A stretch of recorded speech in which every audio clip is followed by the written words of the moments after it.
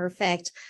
Well, first, I want to say a big thank you to everyone for participating in this program. I love the attendance and the dynamic nature of all of your involvement.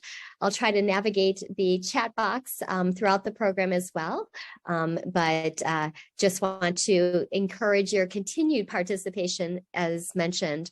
I also want to say a thank you to the presenters that have already presented. You set the stage for this discussion today, as well as the presenters after me. And it's wonderful to see the broad breadth of experience and knowledge being shared on this program. And I just really want to thank the organizers for doing an outstanding job corralling us all to keep on time and to keep the momentum up. It really speaks to the presence of the interprofessional team. So I realize that we have truly the interprofessional team, not just being part of your faculty, but being part of the audience. So I welcome any questions and comments as we go throughout. I added in a couple of additional resources that might help you within your practice. Again, open to any kind of conversation.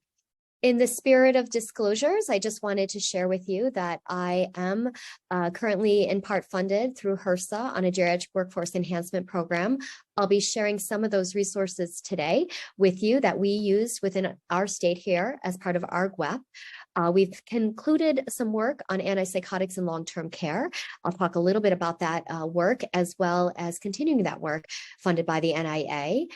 We've worked with PCORI on patient-centered outcomes research and currently are writing up some of our patient-centered medication-related aspects that are important to older adults and caregivers and kind of talk a little bit about that. And we've done some work with CMMI through Impact on the medication therapy management program. So I mentioned those in terms of some of the research support. And then I've continued to do work with Institute for Healthcare Improvement on our age-friendly health system work, which you've heard a little bit through some of our other presenters on the 4 M's. I will be talking about the American Geriatric Society Beers criteria, and hopefully many of you are familiar with this tool, and I'll be giving some highlights in our time together. So I have been an author of that resource and can speak to some of the opportunities as well as challenges of implementing that within our practice. I continue to work as a pharmacist, but I also direct an aging center here called the LAMI Center. And this is a center that focuses on improving medication therapy for older adults and aging adults through research, education, and clinical initiatives. So really happy to be able to share some of our resources and tools, as well as the website that's on my first slide. And we really focus on strengthening the ties between education, practice, and policy. So being here within the Baltimore, Washington, D.C. area, we've worked with major partners through the years, such as CMS, CMMI, HHS, and others to advocate for older adults. And even at times have brought older adults to testify on behalf of medication issues, especially when Medicare Part D first came to fruition. These are just the learning objectives, and so kind of gives us guidance in terms of some of the things that we'll talk about. But again, want to talk with you a little bit about your experiences too. So I'd like to start with a patient's story. As mentioned in my introduction, I still practice within an integrated care team at MedStar, which is a healthcare system here within the DC, Virginia, and Maryland area. So I'm going to share a story of one of our patients, Mr. H and his wife. They were referred by the hospital because the patient had been hospitalized because he had experienced a clot in his legs, and they were concerned about his ability to ambulate and live independently. He was also not being followed up regularly by a healthcare provider, and he was in need of primary care. So this gentleman came in with his wife of 55 years, an older gentleman. He was 80 at the time, and he came in with a constellation of bags of medicines, which I always find as a pharmacist to be, where do we start? Well, where do we start is what matters to the patient and the older adult and their care support team. And what matters to him is he was very functional within a support group in his community, and he loved to be active and be able to walk. So you can imagine that the clot had impacted him. After it got treated, he was doing much better. He also had some issues with his heart rate and atrial fibrillation at times. So his blood pressure control as well as his cardiac rhythm was an issue that impacted his ability to walk and function too. And from his wife's perspective, she said, I just need my husband to be functional because I need him to help me out within the home. So the upper right-hand corner is too often, for those of you who may be able to go into the home, could see this where older adults are storing their medications. His 2 bags of medicines weren't quite that great, but we did note that he had quite a few other treatments that were being used, over-the-counter medications. So we tried to clean out these expired medicines. And one of the things that we have the relationship with, and I'll speak to this, especially as a pharmacist embedded within a health system and working with a 403B pharmacy, we work with that pharmacy to help get access to medications and overcome some of the medication costs. We also help get access to packaging of medications.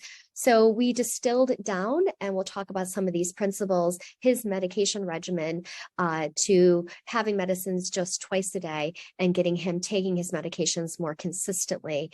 One of the things you'll see, and I know our previous presenter talked about some of these high-risk medications that lead to preventable adverse drug events that lead to hospitalizations and ED visits. So you can see on his list that application of things like apixaban or Eliquis, which is a direct oral anticoagulant, as well as Tresiba, which is a long-acting insulin. So those 2 medications, as we talked about, are some of the medication classes that can lead to preventable hospitalizations.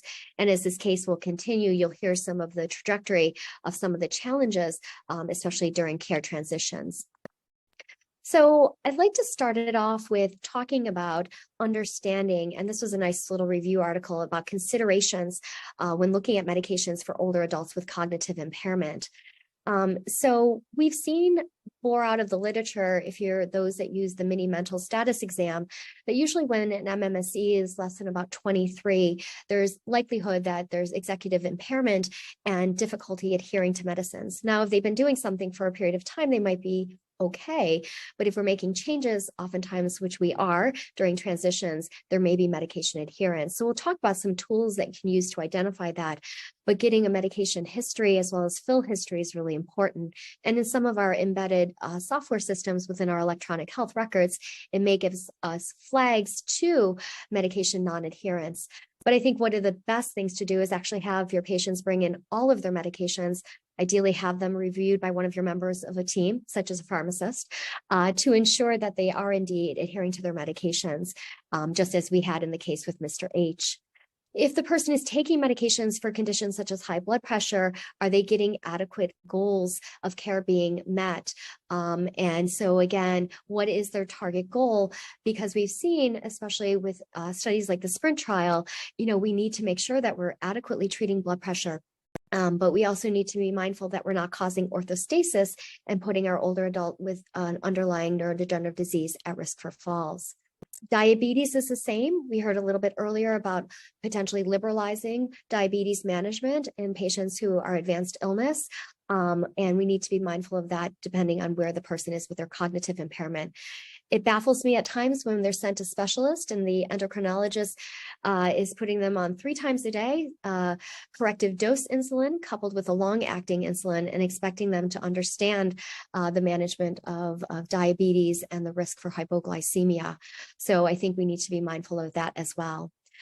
So can medications with the potential for cognitive adverse effects be minimized? So you'll hear this throughout, and you've already heard this throughout the day, looking at highly anticholinergic medications, other medications such as benzodiazepines and non-benzodiazepine set of hypnotics. And so these are things like our lorazepam, oxazepam, could also be our other agents like our zolpidem and zaloplan. And then to be mindful of things that also can be used for sleep that are highly anticholinergic, such as hydroxyzine, and we'll talk about some of the over-the-counter agents.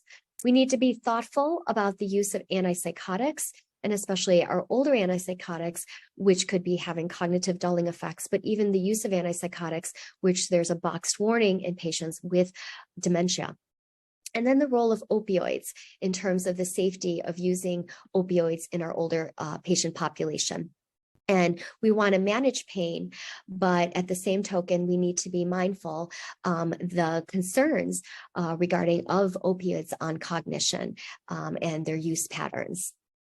So if we think about these, so again, these are just some considerations. We also need to be mindful if we are going to treat the underlying neurodegenerative disease, what medication is appropriate for them. And we'll talk a little bit about cholinesterase inhibitors as well as other agents. And so this is kind of setting the stage because pharmacists, and I'll speak to this through my talk, pharmacists practice across different care settings. So I'm going to try to highlight for you the role of the pharmacist.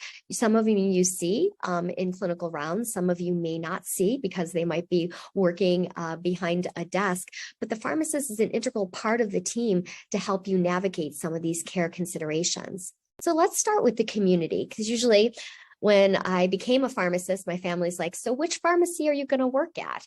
And so most people, when they think of pharmacists, they think of pharmacists embedded within the community. And it is a major place where we place a lot of our graduates of our program. And community pharmacists are really the portal for helping to refer older adults to programs that we've talked about today. So community pharmacists, and we work with a lot of smaller pharmacies, but also larger pharmacies too, to help set up medication packaging services for our older adults with cognitive impairment. And I'll speak a little bit about the burden to the caregivers when it comes to managing medicine. So these medication management services. So there's sync programs, there could be medication packaging programs. And I think what's important for all of us as healthcare team members is, do those work for our older adults? How are we monitoring those programs?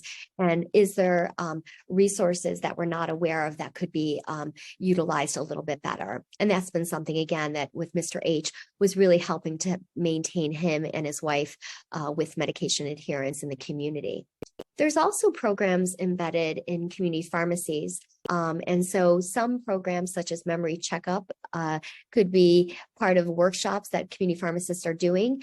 We've been historically working with our communities through housing sites and our pharmacies and doing annual wellness visits and also doing medication therapy management reviews. So these are great opportunities to work again with pharmacists in the community to help meet the needs of older adults.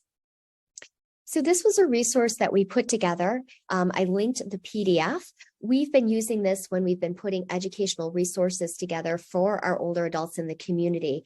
We partnered with our Maryland Poison Center. They actually helped us identify portals of where medication misadventures were happening and reports and phone calls were coming to. So we co-designed this resource with older adults, and things that it talks about on here are reading the medication labels, which is really important when we talk about over-the-counter medications, what's in these medications.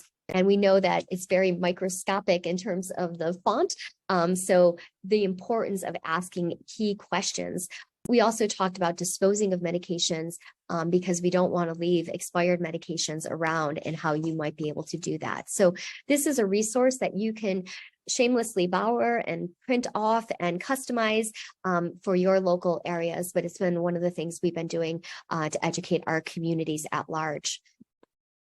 So the pharmacist is also in the community a pivotal person to help identify and intervene on some of these high-risk medications and potentially inappropriate medications. So we know that there's many over-the-counter medications that may be not safe for our individuals with dementia, and I'll give a couple examples in the next slide. We also know, and I know Nikki from the Alzheimer's Association is on this call, is the pharmacy can be a great referral to the Alzheimer's Association and serve with them in terms of some of the promotion of programs, especially for caregivers. And so I was really impressed when one of our local pharmacy chains was printing off or giving the prescription pad and referral when they were dispensing a cholinesterase inhibitor or memantine for the family members regarding the Alzheimer's Association. So ways that we can co-promote. We've been continuing to work with our area agencies on aging to do these memory checkups and memory screens and high-risk medication reviews, and ideally working with geriatric assessment programs that have already been talked about. So there's numerous medications that are being treated, self-prescribed, I'd like to say, by caregivers and others, but we need to be mindful that need to be avoided because of the negative impact on cognition. So I had to take pause when oxybutynin became over the counter in a patch form. Oxybutynin, for those of you, is also known as Oxytrol in over-the-counter form, or Ditropan in terms of prescription form. And so this particular agent is highly anticholinergic. It's used for overactive bladder, but can be particularly problematic in someone with an underlying neurodegenerative disease, such as Alzheimer's disease, where that neurochemical acetylcholine is deficient. And by blocking that receptor, you're not going to be able to get the existing acetylcholine to help with that memory transmission and help with our day-to-day function. There's other agents as well, such as diphenhydramine, which you can see in agents such as Benadryl. We're in the thrust of allergy season, so we see a lot of promotion of allergy medications. But many of our patients complain of sleep problems, so they reach for an over-the-counter medication such as ZQuil, which is commonly used as a sleep agent. And so again, making sure there are other types of ZQuil formulations out there that may not have diphenhydramine in it, but most of the patients that I've seen come in with their boxes do. And then last but not least, my favorite combination, but of acetaminophen and diphenhydramine to help both with sleep and with pain. So again, making sure we understand the sleep patterns of our older adult, because we know that sometimes they're sleeping throughout the day and not sleeping at night. And so they reach for those over-the-counter medications. So these are just a couple to name a few.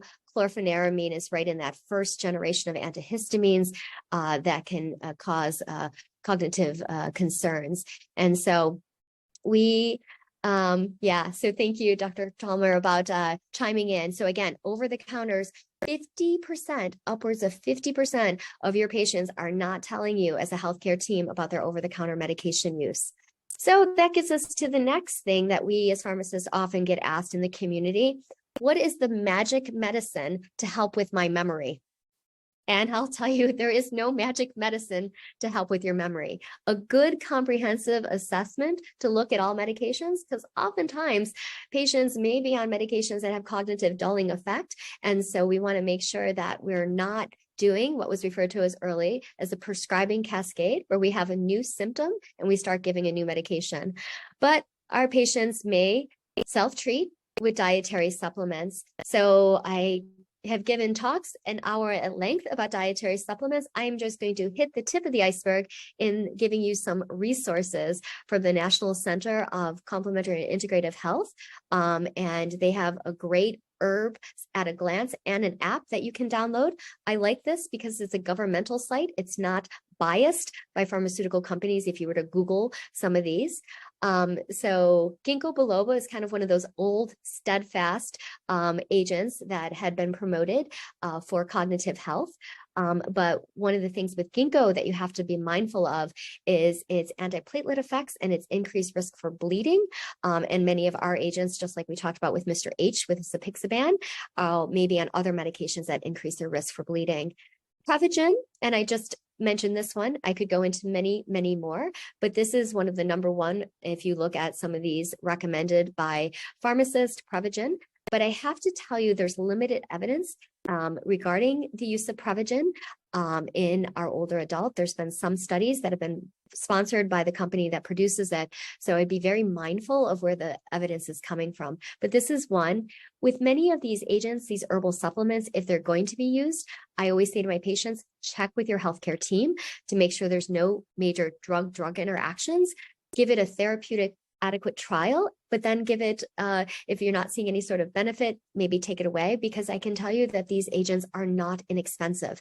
And there could be some safety concerns. The FDA has sent some warning letters regarding companies selling adulterated dietary supplements with agents that might be not very, that could be harmful. So for those of you who index, I like to index the FDA, some of the safety alerts that get sent to me, and dietary supplements is an area of concern. So again, just wanted to kind of address a question that came up earlier, and I'm sure there might be some additional thoughts about this as well. I also want to mention, I have been a past president of the American Society of Consultant Pharmacists. They have some great resources for individuals who live in the community called Help with My Meds. And one of the things that I get asked as a pharmacist is, do you know a pharmacist in my community that I could sit down and review my medications with? So they actually have a list of pharmacists who do those type of services. So that might be something that you want to think about as well when you're working with family members.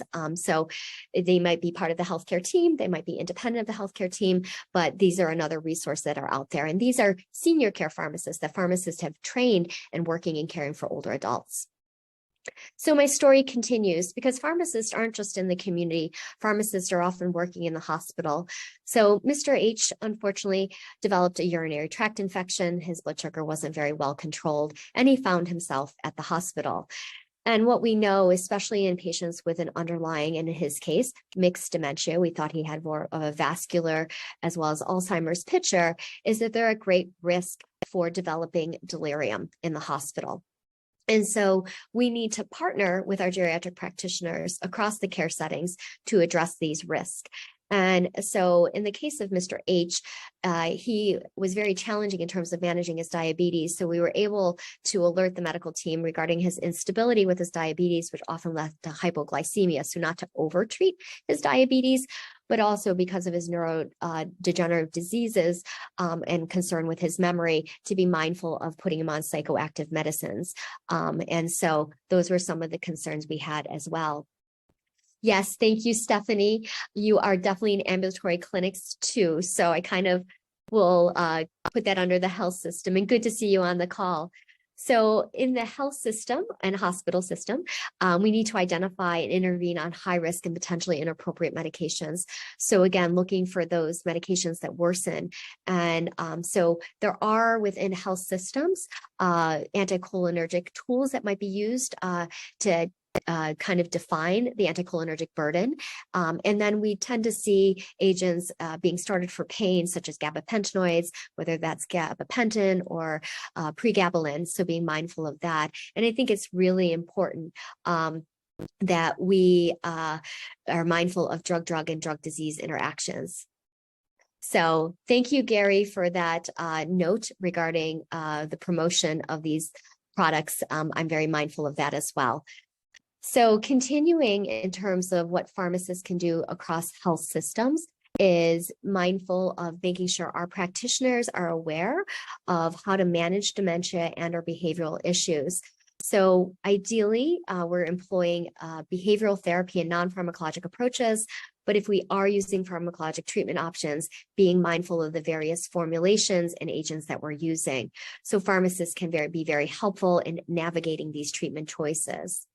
So hopefully all of you are familiar when you're looking at drug-drug interactions or drug disease state interactions, that there are tools embedded with the updated AGS Beers criteria, the American Geriatric Society Beers criteria, that I know various health systems have been using to look at drug-drug interactions, look at drug syndrome interactions.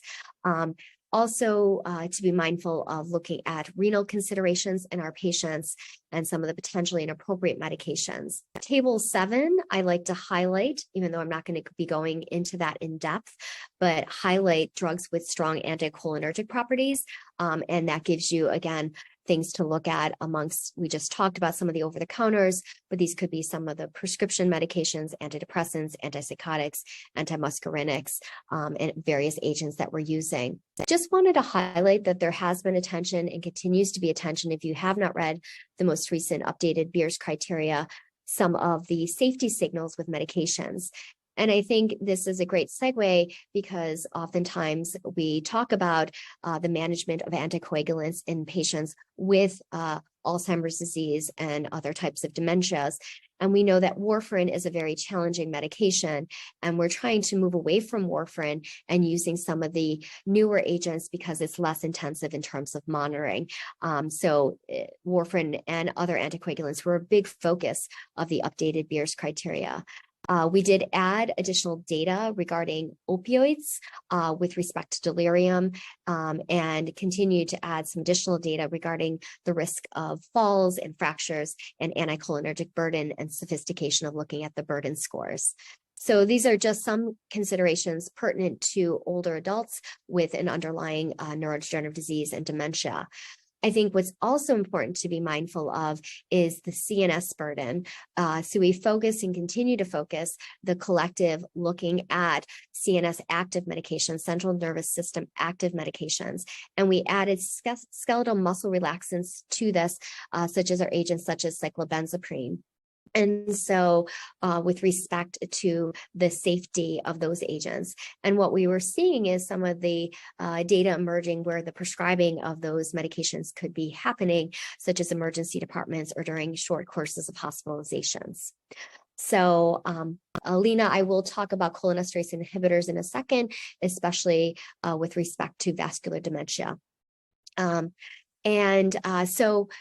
So these are just some considerations when we think about using this tool within our health systems, educating our older adults and their families. And so there are various resources that are put out by the American Geriatric Society, and just wanted to highlight a little bit of some of the anticoagulation recommendations. So we as a Beers criteria team really wanted to move forward the work that can be done focusing on anticoagulation safety in our older adults and being very mindful of that within our health systems.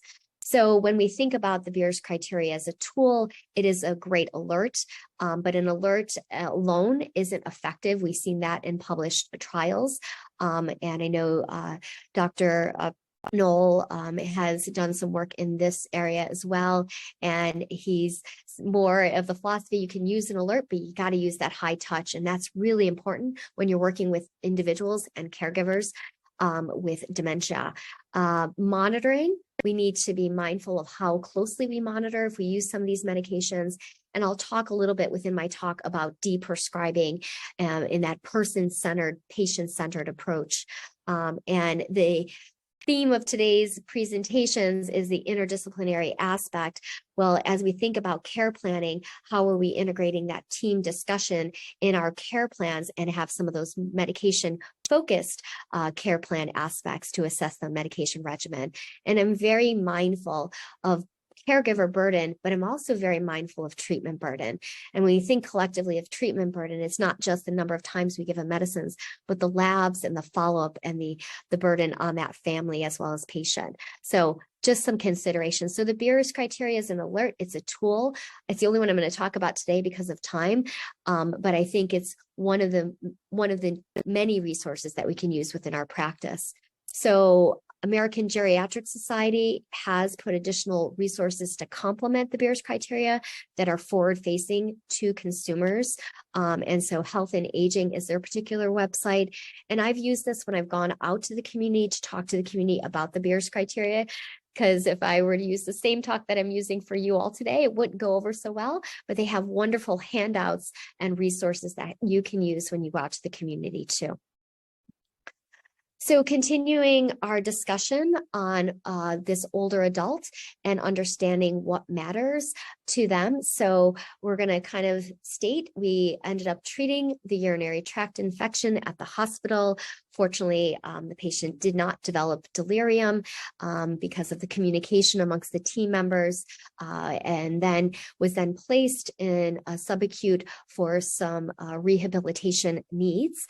And so during the long-term care stay, we know that there's a lot of attention and focus on psychoactive medications and what can be used regarding what can be used in long-term care. Sorry, I'm not going to try to read the chat and present at the same time, but we know that there's a lot of regulatory requirements in long-term care that we don't see in other care settings.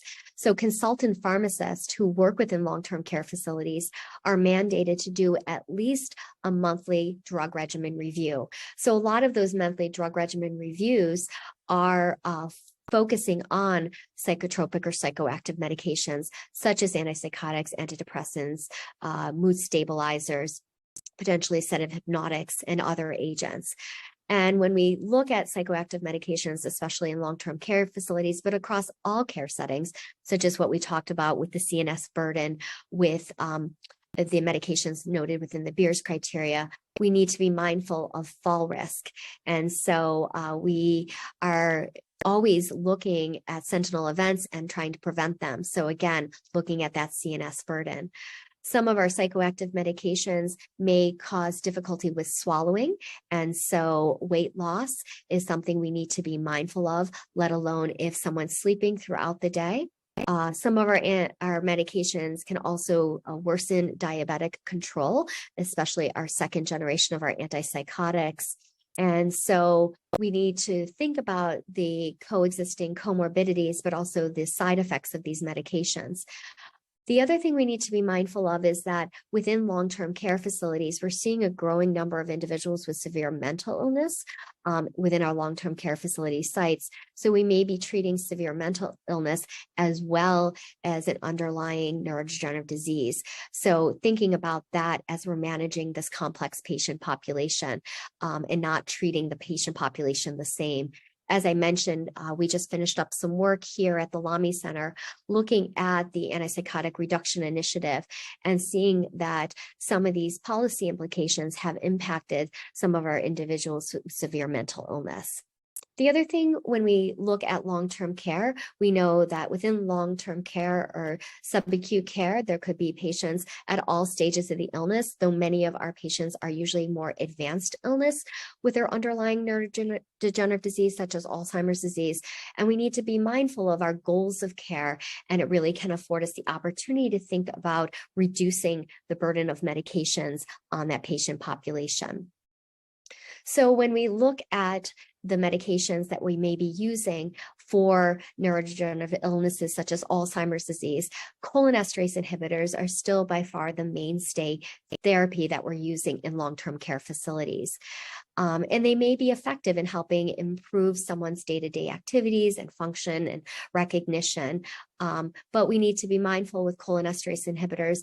It can also slow down the heart rate. It might worsen their urinary and fecal incontinence. It could also potentially cause weight loss. And we've seen that signal, especially in those that are over the age of 75. And the thing with cholinesterase inhibitors is they're not all the same. So I know that Alina had asked in the chat regarding the role of cholinesterase inhibitors in vascular dementia. And I'll get to that, but I just want to take a moment to highlight the various cholinesterase inhibitors that are currently on the market. And so I'm using the therapeutic name. So donepezil, which is also known as Aricept, is probably by far the one that's most prescribed in terms of cholinesterase inhibitors. It is indicated for mild to severe Alzheimer's disease. None of these agents have received FDA indication for vascular dementia alone, but we know that some of our patients may have mixed disease, so we may have some benefit with these agents, and they have been looked at. So with donepezil it comes in multiple formulations, and so most recently that has been added to the market as a transdermal weekly patch. So just wanted to remind that it is a branded only, but it is a patch in patients who may have difficulty swallowing. So I bring this to our attention because depending on the comorbidities and complexity of our patients, we need to be mindful. The other thing with cholinesterase inhibitors is making sure we get to a therapeutic dose. So there was a study that was actually done in nursing homes, seeing that patients were often started on an initial dose, but they weren't actually taken to the therapeutic dose. So making sure that we get to the minimum therapeutic dose. We know with this class of medications, as we increase the dose, we increase the risk for adverse effects, especially those gastrointestinal effects, such as the nausea, vomiting, diarrhea, and potentially weight loss. That might get acclimated to some of our patients, but I find that rivastigmine, the oral, is probably the most offensive when it comes to those GI tolerabilities, and that's why they turned it into a patch formulation. Rivastigmine is one that is also indicated for Lewy body disease dementia and Parkinson's disease dementia and has FDA indication, though I have seen others use donepezil for those, but that is another distinguishing factor in terms of some of the FDA approvals. So just wanted to highlight that when we think about treatments, thinking about the formulation, thinking about the dosing, thinking about the therapeutic dose that needs to be achieved in order to show those benefits. And in advanced illness, in severe stages, moderate to severe stages, we need to go up on those doses, especially with agents like donepezil and rivastigmine. So just wanted to highlight that as well. Memantine, an NMDA antagonist, has been shown in moderate to severe Alzheimer's disease. It also tried to get indication for vascular dementia, but did not achieve, there's been some meta-analysis looking at it in terms of vascular dementia. And I'm not even going to talk about the newer monoclonal antibodies, which I know access to in long-term care will be an interesting conversation for the future. But I know that that is another area of interest in terms of where their role will be for our patients, how they will be delivered, and how we need to monitor our patients very closely with those. And those are things like lecanemab, Leqembi, or Aduhelm or aducanumab. So those are just some additional agents. But in long-term care facilities at this time, in my practice, these are more of the agents that are being used to treat the Alzheimer's disease. And then the neuropsychiatric symptoms that we see, especially the focus on hallucinations and paranoia, let alone the irritability and agitation and the role of atypical antipsychotics. And I know, again, there was a newer agent that had just been approved, pramipexole, so being used for agitation in Alzheimer's disease. So, definitely, Dr. Chalmer, I'll share some of those meta-analysis and some of the limited benefit in terms of where patients are with those studies. Sometimes they're for functional aspects, sometimes they're for neuropsychiatric symptoms as well. And just kind of continuing the education, I find as a consultant pharmacist working in long-term care, I don't do as much nursing home as I did in the past. We would do education for the staff as well as care providers to setting expectations of all interventions, whether it is the medications or the other non-pharmacologic approaches. So I think family night and realistic resources to help support them is really important. And one of the things that we found I wanted to share and also indexed on our LAMI Center website is a tool that we developed during the pandemic, which was looking at simplifying medication regimens for long-term care providers, and really looked at the focus of helping to deprescribe medications or reduce the number of medication passes. So that leads kind of in a moment to some of the conversation I'll have regarding that. I did want to just bring attention to that when we give recognition to certain medications such as antipsychotics, that we may see an escalation in other medications. So there's been an increasing attention in long-term care nursing homes to the increased use of other CNS active medicines such as our gabapentinoids. And I know that's some of our continued work. Pharmacist can also be integral, and just mentioning in terms of managed care organizations, because we know that there's new medications, as I alluded to, coming to market that may truly be disease modifying. And so looking at this, so there's an organization, the Academy of Managed Care Pharmacy, which has an annual meeting. We did a topic discussion on the emerging role of various therapies for Alzheimer's disease. So the pipeline is hopeful, but I know that there's been quite a few setbacks because of some of the safety signal or efficacy signal with some of the agents that have come to market, as well as the cost. But I think we need to proactively keep an eye on that and work to educate our payers as well as our providers to some of the medications that are coming to market. So I just wanted to mention that because as I talk to my peers that are working within managed care organizations, promoting the importance of programs that help support caregivers and help support medication management in our community.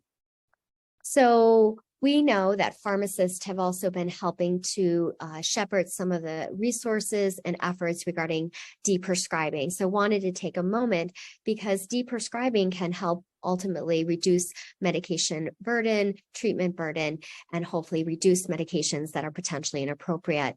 So this is a framework that Emily Reeve and the team out of Australia put together. But I think as we just talked about some of these resources, I just wanted to give you a framework.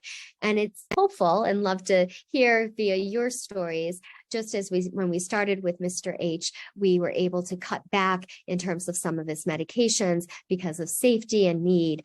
But how do we monitor and support and then document, especially if we're working with older adults with neuropsychiatric symptoms? So I know that the neuropsychiatric inventory scale may be helpful to help you monitor some of those behavioral changes. And we've talked about that within our own practice. And then this is another mnemonic that might be useful. But when we talk about person-centered care, patient-centered care, what are those goals of care of that family member, of that patient, of that care dyad and team, and making sure we look at all of the medications that they're taking and stopping those inappropriate medications if possible. So with that, I'd like to talk a little bit about the burden of medication management on the caregivers. So we know that the caregivers are an integral part of helping our older adults maintain their independence in the community. But we know that caregivers are often burdened by medication management. And so I just wanted to share that medication management was the most commonly cited challenge for caregivers. And I know we talked a little bit about caregivers engagement earlier. And we see that many of them, we talked about polypharmacy earlier, are administering 5 to 9 prescription medications a day, almost half of them. And 69% of care recipients were also taking between 1 to 4 over-the-counter medications or supplements. And so when we think about the burden, it's not just the administration of the medications, but it's the ordering, the picking up, and the paying for those medications that are also a challenge for caregivers. We also need to be mindful of the various formulations we're using. So whether it's administering that insulin, which was in the case of Mr. H, a concern for the caregiver, she didn't like needles. So how could we make sure that that could be done safely? Inhalers or nebulizer treatments, especially if someone can't follow a series of commands, depending where they are in their illness, and then other types of modalities. So we make a lot of pretenses and assumptions that people, when they transition through care, can manage all these regimens, but we need to really focus on the various formulations we're using.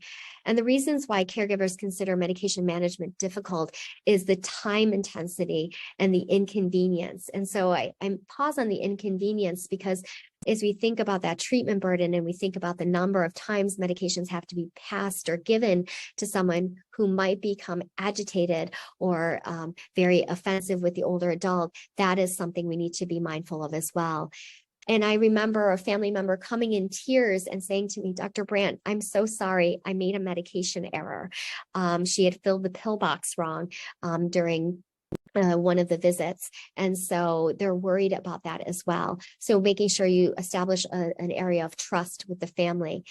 And we know that sometimes the care recipient, because of their underlying dementia, are not cooperative at all times. So how can we, again, help that caregiver?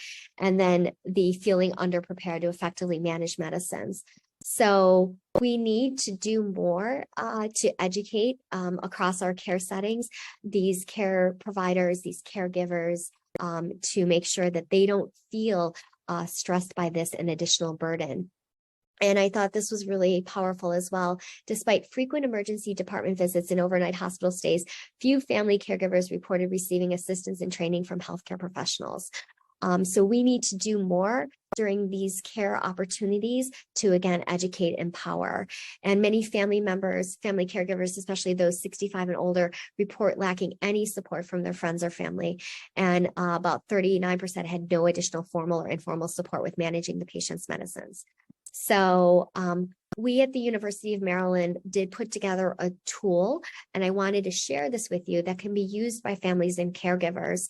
And it's called the Medication Management Instrument for Deficiencies in Older Adults, also known as the MedMaid. It's a public tool, but it helps to start conversations about managing medicine. So trying to engage the caregivers and family members to recognize that there may be a problem with medicines. So this tool assesses the ability to self-administer medications in older adults by looking at how much they know about their medications regarding their knowledge, how best to administer their medications, and how best to access their medications. So these 3 domains get scored, and there's a total scoring of up to 13. And we found in our own studies a score as low as 2 indicates a person's inability to adhere to their medications at least 80% of the time. So this is a great resource or tool that can be used during a home visit, be given to a caregiver to do with a loved one. And what's nice about it is it goes through all the medicines. So it helps the family to see where all the medications are being stored. Because I know not always do all of our patients bring in all of their medications to their care visits, but this helps to engage the family and or caregivers with this kind of conversation. And so just to kind of break this down a little bit further, the knowledge aspect is naming their medications, the time that they take them, how they are taking them, why they are taking them. And I think that's such a pivotal point in understanding why they are taking their medications. It also opens up conversations if they're borrowing medications from others or not taking medications, and giving their own perspective if they're experiencing any unwanted or side effects from medications. Furthermore, this gets at the ability to administer their medications. So it may seem very simplistic, but sometimes the simple things we miss. If a person isn't able to open the top off of a container, I had a person come in with safety caps on their medications, and they were unable to remove the top from the medication. But also this could be things such as packaged medicines too, where we package them in blister packs, but they couldn't open them. So we learned a valuable lesson in terms of, again, reevaluating that. Demonstrating administering the medicine, whether it be an inhaler or an injection, and then recording how the medicines are stored, really valuable, especially if they're being stored not appropriately or in a warm area or a moist area or kept left open. So again, things to consider when you're looking at all of the medications. Furthermore, how to get their medications, who is their primary provider, what pharmacy are they using, and do they have an insurance card, and understand the difference between their Medicare card and their prescription card. So I think this is really important. Some of our patients are having issues with access because of cost. Are there other resources that we can help navigate them for them in terms of patient assistance programs? So again, this is something to be mindful of in terms of how they're able to obtain their medications. So some colleagues of mine out of Canada recently published some of their work looking at the impact of a pharmacist as part of memory clinics. And what they found is that having the pharmacist as part of a memory clinic helped to reduce the cost of care. So they found that the pharmacist was able to help reduce, through some of these deep prescribing efforts that we talked about, the numbers of medications that were being taken, as well as maybe some less expensive treatment approaches. And they saw within these memory clinic care programs an improvement in quality of life compared to usual care. And we've seen this with other studies as well. The other thing we noticed in some of the work that's been emerging is the evolving opportunity for technology and using adherence products to help improve technology and improve and reduce caregiver burden. So smart medication adherence products overseen by pharmacists can be useful for helping with medication management and have the potential to improve caregiver burden or reduce caregiver burden. Because I said, you know, in some cases it's low touch. Caregivers are filling pill boxes, but that is burdensome for them, especially if they make an error. So some of this newer technology can be overseen. There can be some reports that are generated back to the healthcare providers. There are costs often associated with this, but if it can reduce higher level of care, it might be able to be impactful for that patient in terms of their goals of care. So the last thing I wanted to share with you is some additional education. So that's in the public domain. So you've heard some of our presenters already talk about the 4 M's on what matters to patients: medications, mentation, and mobility. As part of some of the consumer advocacy and program and awareness, WebMD put a series of videos out, and this video focuses on the medication M in terms of having a patient's story and his concerns with managing multiple medications. Myself and a physician from Anne Arundel, as well as a patient, were part of this video. So I encourage that use this in terms of helping to raise awareness to the conversations regarding both the 4 M's, but medication use and safety, especially in older adults. So we know that this is all very important because there's growing numbers of older adults and families across all care settings that are being affected by dementia. And we know that this population in particular, especially with some of the medications we talked about, are in even greater risk for having negative outcomes such as falls or potentially delirium. And pharmacists are an integral part of the team and have been shown to make a difference in improving adherence, improving quality of life, and ideally reducing adverse drug events for older adults with neurodegenerative disease.